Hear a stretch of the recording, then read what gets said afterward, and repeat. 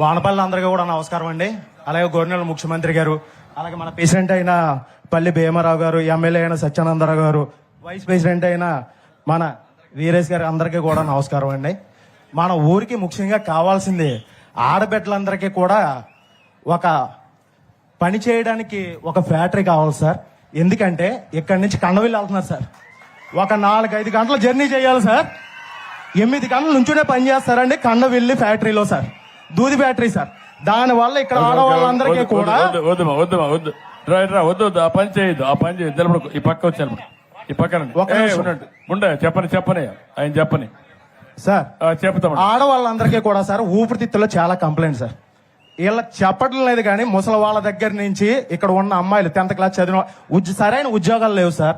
ఉద్యోగాలు లేక కండవిల్లి పేటలో నానా ఇబ్బందులు పడుతున్నారు సార్. మా ఊరు వాడవాళ్ళు కానీ కొత్తపేట, వానపల్లి గ్రామ పంచాయతీలో ఉన్న వాళ్ళందరూ కూడా నరకం అనిపిస్తున్నారు సార్. ఇక్కడ నుంచి 3 షిఫ్ట్లు సార్. ఎలా అంటే పొద్దున్నే 4 గంటలకు లేచి 6 గంటలకు బస్సు ఎక్కాలి సార్. 6 గంటలకు వెళ్తే అక్కడికి వెళ్ళేటప్పటికి 7-8 అవుతుంది సార్. 8 గంటల నుంచి మళ్ళీ తిరిగి వచ్చేవారు కూడా నుంచునే పని చేయాలి. ఇక్కడ ఉన్న ఆడవాళ్ళందరూ కూడా అదే పరిస్థితి. అలాగే మా రైతన్నలు సార్, ముఖ్యంగా మా గోదావరి నియోజకవర్గానికి వెన్నుముక్క అయినటువంటి రైతన్నలందరూ కూడా గోదావరి వస్తే నిజంగా ఎంత నాశనం అవుతున్నారంటే ఏ ప్రభుత్వం ఈ 5 సంవత్సరాలు కూడా ఏ ప్రభుత్వం పట్టించుకోలేదు. వైఎస్ఆర్సీపీ ప్రభుత్వం మా గోదావరి దగ్గర నుంచి వీడియోలు మీరు చూసారో లేదో తెలియదు సార్.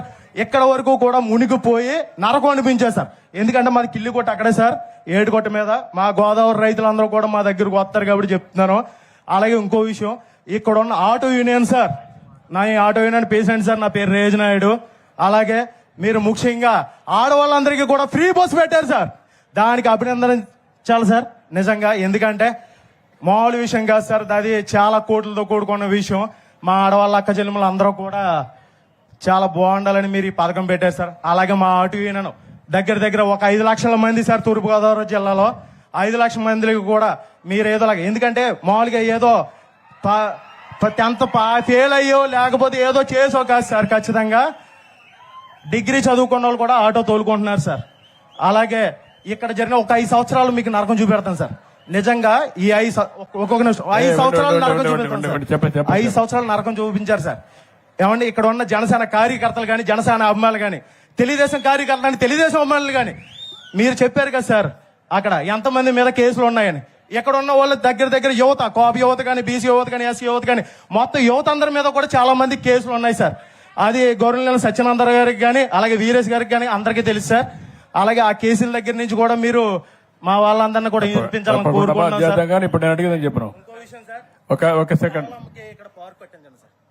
ఏం పెట్టాలో పార్క్ సార్. ఎందుకంటే మా పల్లెలమ్మకు ఇంకో పేరు సార్, ప్రకృతి మాత అండి. ప్రకృతి మాత ఆవిడకి అక్కడ ఇదంతా కూడా పల్లెలమ్మ గారికి కలెక్టర్ ఉండు హరీష్, నువ్వు ఉండు కాసేపు ఉండు, నువ్వు ఓపిక పట్టు. నాకు తెలిసి నాకు ఎట్లా చేయాలి నాకు తెలుసు, ఓపిక పట్టు.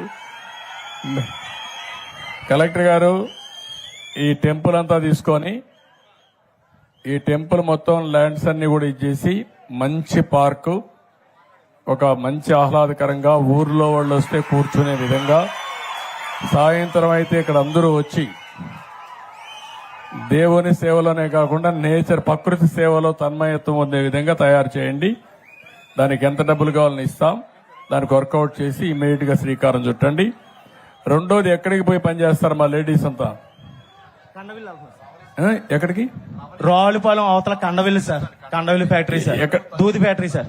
ఏ ఫ్యాక్టరీ? దూది ఫ్యాక్టరీ సార్. దూది ఫ్యాక్టరీ అండి, రవలీ స్పిన్నర్స్, స్పిన్నింగ్ మిల్సా. చాలా ఇబ్బంది పడుతుంది సార్. చాలా మందికి ఊపిరితిత్తులు కంప్లైంట్ ఉంది సార్. అలాగే వచ్చి కూర్చున్నారే కానీ అందరికీ దగ్గు, ఆయాసం చాలా ఉంది సార్. ఇప్పుడు వాళ్ళందరికీ మనం ఏం చేయగలుగుతాం? ఒక యాక్షన్ ప్లాన్ తయారు చేస్తే ఈ ఊర్లో ఉండే ఆడవాళ్ళందరికీ ఇక్కడనే ఉపాధి కల్పించేదానికి ఏం చేయగలుగుతామో దాన్ని కూడా వర్కౌట్ చేద్దాం. అది కూడా చేసి ఇది ముందుకు తీసుకెళ్దాం. రెండోది, ఆర్టీసీ డ్రైవర్లు కూడా ఆదుకుంటాం తమ్ముడు.